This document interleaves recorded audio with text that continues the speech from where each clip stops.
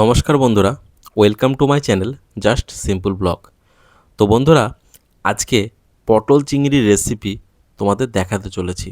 সম্পূর্ণ গ্রাম্য বাংলার পদ্ধতিতে শিলনোড়ায় বাটা মশলা দিয়ে পটল চিংড়ির পদ্ধতি দেখাতে চলেছি। প্রথমে আদা, রসুন, পেঁয়াজ এবং তার সঙ্গে জিরে শিলনোড়ায় ভালোভাবে বেটে নিতে হবে। যদি শিলনোড়ায় না বাটেন, মিক্সচার মেশিনে বাটলেও কিন্তু হবে।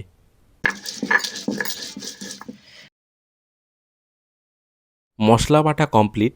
এবার উনুনের উপর কড়াই বসিয়ে দিয়ে তাতে পরিমাণ মতন তেল দিয়ে দিতে হবে এবং প্রথমে আলুগুলোকে ভেজে নিতে হবে।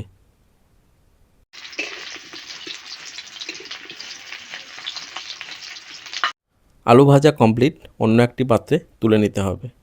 এবার ওই একই তেলের মধ্যে পটলগুলো কেটে রাখা ছিল, সেই পটলগুলো দিয়ে ভাজতে হবে।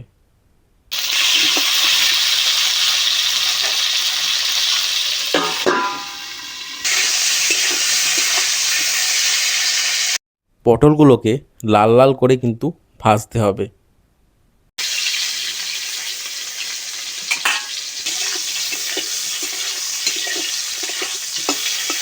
পটল ভাজা কমপ্লিট, অন্য একটি পাত্রে পটলগুলিকে তুলে নিতে হবে। তেল দেখে ভয় পাবেন না, পটল ভাজার কারণে তেলটা কিন্তু ওই রকম হয়ে গেছে। ওই একই তেলের মধ্যে চিংড়িগুলোকে ভেজে নিতে হবে।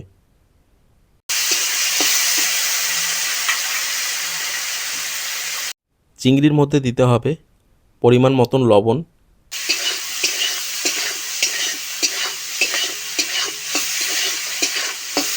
চিংড়ি ভাজা কমপ্লিট, চিংড়িগুলোকে অন্য একটি পাত্রে তুলে নিতে হবে। আবারও কড়াই চাপিয়ে দিতে হবে এবং তাতে তেল দিতে হবে এবং তার মধ্যে মৌরি দিতে হবে এবং তার সঙ্গে দুটো তেজপাতাও লাগবে। দুটো শুকনো লঙ্কা দিতে কিন্তু ভুলবেন না। এবার যে মশলাটা শিলনোড়ায় বেটে করে রাখা ছিল সেটা দিয়ে দেওয়া হলো।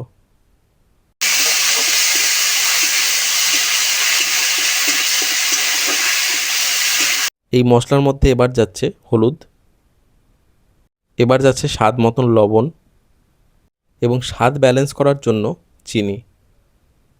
ব্যাস এইটুকুই। এবার অনবরত মশলাটিকে কষাতে থাকতে হবে। মশলাটিকে ততক্ষণ কষাতে হবে যতক্ষণ তেল মশলাকে ছেড়ে যতক্ষণ বাইরে না আসছে।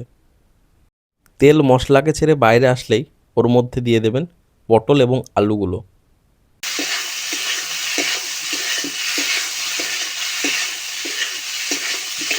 পটল এবং আলুগুলো মশলার সাথে কষে আসলে ওর মধ্যে দিয়ে দিতে হবে আগে থেকে ভেজে রাখা চিংড়ি মাছগুলো।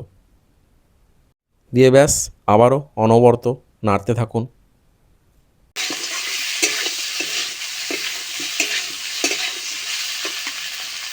ব্যাস এইবার হচ্ছে জলের পালা। জলটাকে পরিমাণ মতো ঢেলে দিতে হবে।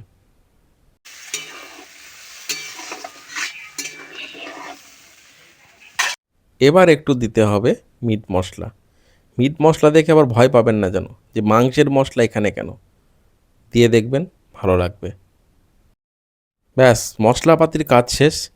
এবার অনবরত শুধু ফোটাতে হবে এবং মাঝে মাঝে দেখতে হবে যে আলু পটল সেদ্ধ হয়েছে কিনা। ব্যাস সব সেদ্ধ কমপ্লিট, রান্নাও কমপ্লিট। এই ছিল আজকের চিংড়ি পটল কিংবা পটল চিংড়ির রেসিপি। যদি ভালো লেগে থাকে অবশ্যই একবার চ্যানেলটিতে সাবস্ক্রাইব করে দেখুন, নতুন নতুন রেসিপি পাবেন।